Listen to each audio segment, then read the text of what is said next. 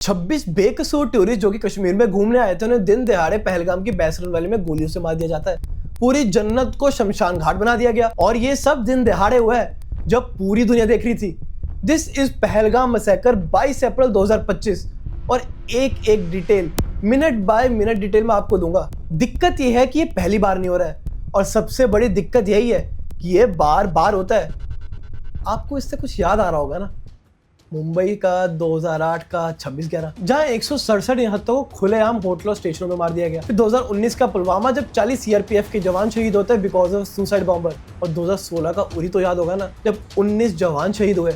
और इसके पीछे वही लश्कर तैयबा जिसे पाकिस्तान का आईएसआई बैक करता है और विक्टिम हमारे लोग, हमारे रिश्तेदार, हमारे टूरिस्ट। और वही कायरों वाली हरकतें, खुलेआम मारना, फिर बॉडी कैम्स लगाकर वो भी निहत्थों को।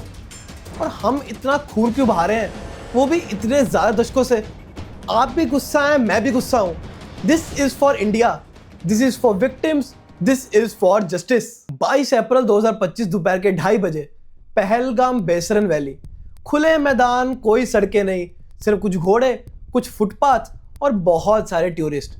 फैमिली सेल्फी खिंचवा रही थी, बच्चे खेल रहे थे और दुकानदार चाय बेच रहे थे। नो पुलिस, नो सिक्योरिटी, क्योंकि किसने सोचा था कि जन्नत में भी नर्क होगा।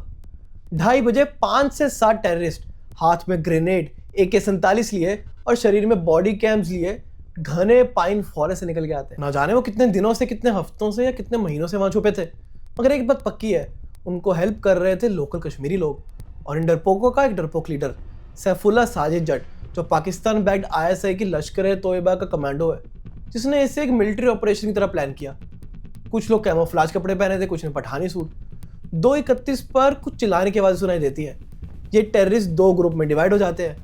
एक टेररिस्ट का ग्रुप पहलगाम जाने के रास्ते को ब्लॉक कर देता है और जो बाकी बच्चे कुछ थे वो खुले मैदान में चले गए चिल्लाते हुए, तुम्हारा नाम क्या है, what's your name, ID check करी, कुरान के वर्स सुनाओ, ताकि पता लगाया जा सके किसको मारना है बेस्ड ऑन रिलीजन।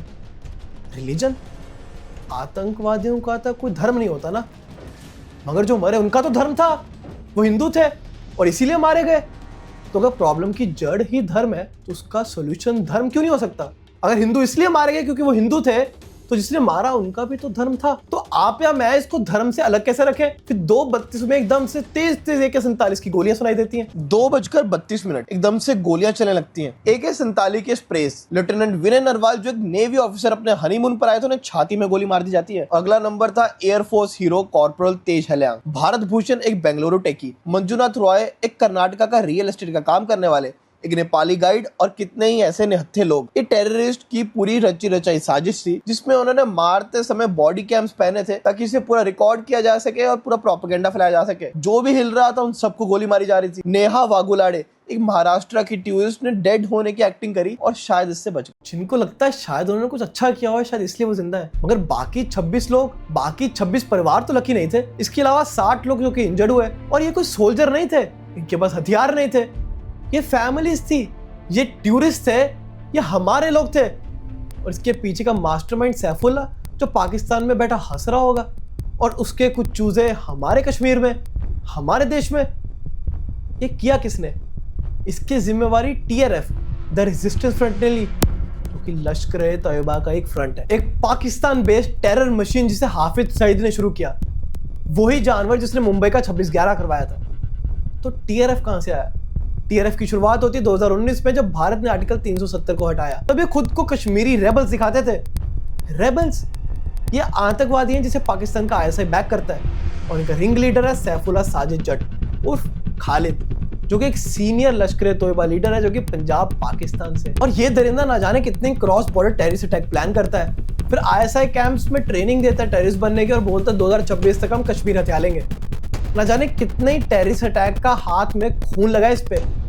और ये पुलवामा के बाद सबसे बड़ा अटैक है, और ये हमारे साथ पहले भी हुआ है, और इसलिए मैं गुस्सा हूं। हमने ये पहले भी देखा है, मुंबई, उरी, पुलवामा, हर बार वही कहानी, हमारा खून, हमारे लोग, हमारा दर्द। 14 फरवरी 2019 वही दिन जब पुलवामा अटैक हुआ। 40 CRPF के जवानों को एक सुसाइड बॉम्बर ने उड़ा दिया, जो कि जैश ए मोहम्मद से थे, जो एक और पाकिस्तानी बैक टेररिस्ट ग्रुप है। और वही पुरानी रटी रटाई कहानी, क्रॉस बॉर्डर टेररिज्म, और उसके साथ साथ उनका साथ देते हैं लोकल कश्मीरी टेररिस्ट। और उसके बाद हिम्मत देखो, छाती ठोक के बोलते हैं कि हमने मारा। रिवाइंड करते हैं 26 नवंबर 2008, मुंबई का 26/11 अटैक, जब लश्कर-ए-तैयबा ने 10 टेररिस्ट भेजे 167 लोगों को मारने के लिए होटल, कैफे, ट्रेन स्टेशन में। हाफिज सईद जो एलईटी का फाउंडर है, वो इसके पीछे मास्टरमाइंड था और वो सैफुल्लाह कसूरी से लिंक्ड है। और फिर उरी 18 सितंबर 2016, जब लश्कर-ए-तैयबा ने हमारे 19 जवान शहीद कर दिए। मगर सवाल यह है कि बाइसरन क्यों? क्योंकि बाइसरन में कोई सिक्योरिटी नहीं थी उरी के बेस और मुंबई के कैफे की तरह, इसीलिए बाइसरन। और यहाँ भी टेररिस्ट ने बॉडी कैम्स पहने थे जैसे लश्कर-ए-तैयबा ने जम्मू अटैक की तरफ पहने थे। हर बार पाकिस्तान इन मॉन्स्टर्स को ट्रेन करता है, हमारे देश भेजता है, ये अटैक करते हैं, खुद ये मुकर जाते हैं कि हमने नहीं किया भाई। फिर हम क्या करते हैं? हम वही दुख मनाते हैं, हम रोते रहते हैं और इनसे दुआ करते हैं।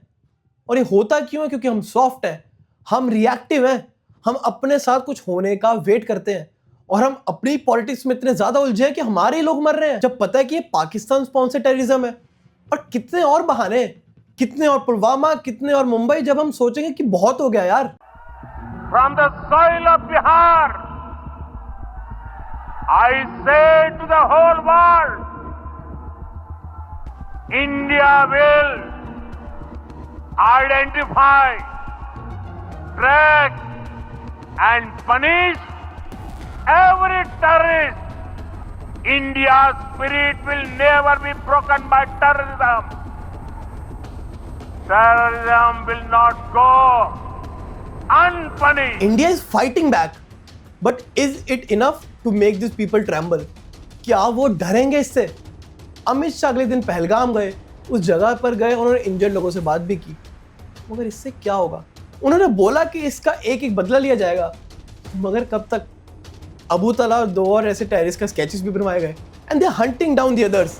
अगले दिन बारामूला में 2 टेररिस्ट को मारा भी गया, पर एक समुद्र में एक बूंद की तरह है। इसके बाद कुछ एडमिनिस्ट्रेटिव डिसीजन भी लिए गए, जैसे इंडस वाटर ट्रीटी को बैन कर दिया गया, इनफैक्ट सस्पेंड कर दिया गया कुछ टाइम के लिए।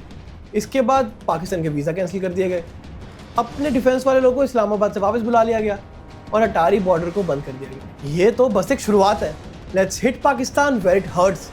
मगर पाकिस्तान तो ये दशकों से करता है, क्या इन सैंक्शंस का उनको फ़र्क पड़ेगा? अगर फ़र्क पड़ना होता तो अब तक क्यों नहीं पड़ा? दिक्कत ये है कि हम प्रॉब्लम को जड़ से नहीं मिटा रहे। We need more surgical strikes like Uri, but bolder. हमें इन्हें लश्कर-ए-तैयबा के पाकिस्तान के कैंप्स को हटाना होगा। ये 1-2 लोकल टेररिस्ट को पकड़े कुछ नहीं होने वाला। और इसके साथ जिनका साथ देते हैं हमारे लोकल लोग, कश्मीरी जो कि भारतीय हैं, हाँ वो इन लोगों के साथ है। मुझे गुस्सा इस बात का है कि हम आज भी रिएक्ट कर रहे हैं, प्रिवेंट नहीं। हम होने के बाद रो रहे हैं, इसे होने से रोक नहीं रहे हैं।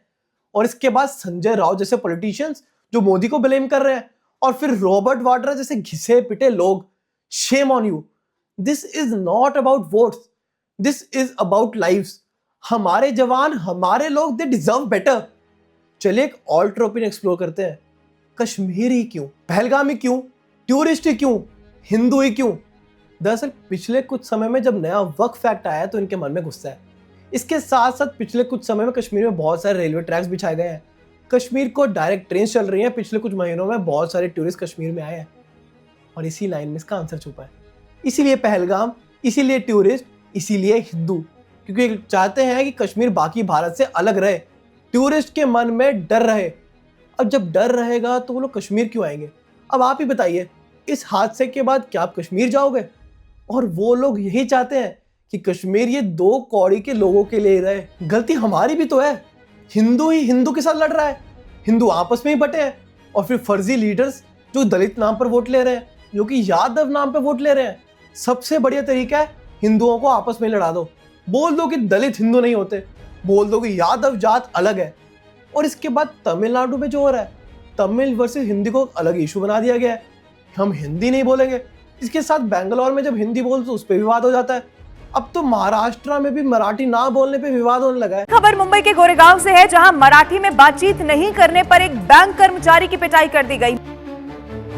हाँ बोला बोला, हाँ बोला, हिंदी बोलेंगे, मराठीत बोला, नहीं बोलते, मराठीत बोला, नहीं बोलते। उन आतंकवादियों ने तो हमारी जात नहीं देखी, उन्होंने तो हमारी भाषा भी नहीं देखी, देखा तो सिर्फ धर्म। सब हिंदू थे। जब उन्होंने मारने से पहले हमारा धर्म देखा और हमें एक बराबर समझा, तो हम आपस में क्यों लड़ रहे हैं? और उनकी जातियों में भी तो अंदर जातियां हैं ना, मगर वो तो गोली मारने से पहले सबे को जाते हैं। फिर उनमें इतनी हिम्मत भी है कि उसके बाद भी सेकुलरिज्म के झंडे लिए फिरते हैं। और इससे भी बड़े गधे हम में से कुछ लोग जो इसे मोदी स्पॉन्सर टेररिज्म बता रहे हैं, फिर कुछ लिबरल जो अभी भी सेकुलरिज्म के नशे में है। आतंकवाद का कोई धर्म नहीं होता, मगर इन आतंकवादियों का तो था। बहुत हुआ यार। उन 26 परिवारों का क्या होगा? उनके बारे में कौन सुनेगा? पूरी दुनिया देख रही है, यूएस, चाइना, इनफैक्ट पाकिस्तान ने भी हमारा सपोर्ट किया है। मगर क्या करें ऐसे फेक कंडोलेंसेस का? इससे हमें क्या फर्क पड़ेगा? कुछ ऐसे ही लोग हम जैसे बनकर हमारे आसपास घूम रहे हैं और हमें पता तक नहीं है। I am angry, I am heart broken, but I am not giving it up. Neither should you. We should not forget Pahalgam. आज के लिए बस इतना।